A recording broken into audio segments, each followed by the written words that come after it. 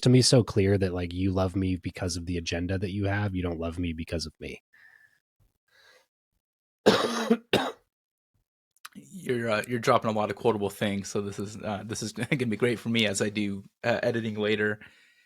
Can you talk about a time when maybe did you have that like your aha moment and realize you had a calling? Because again, I know we were talking a little bit before I started recording that yeah, you're on to something. And I really feel like this is something that you're destined to do. But yeah, anyway, did you have like a calling or an aha moment?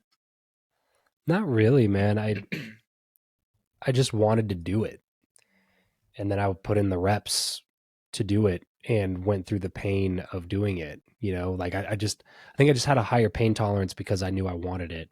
Yeah. So even during the times where it sucked and where a lot of people give up, I just didn't because I knew that I wanted it. And there's a lot of value there. There's a lot of merit there because I don't think that I'm uniquely talented to do this compared to other people.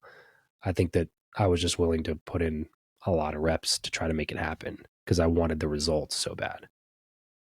Well, speaking of that, do you recall like your first real big, what you consider a real big win or maybe a turning point? And I'm going to say, aside from your John Lee Dumas, because I know you talked about going to Puerto Rico and you were Yeah. selling shirts at his event and following him through masterminds. But I've heard that in a couple in the show before. But yeah, aside from that, do you have any turning points? Um, I think when I got Grant Cardone on the show, that was kind of a big one for me because he was somebody that I'd listened to for a while, and he was a bigger name. He's a lot bigger now than he was then, but he was still a pretty big name in the space at the Yeah. time. And I think it was my first ever in person interview, which was a different dynamic than I was used to, but it was in person at his studio in Miami.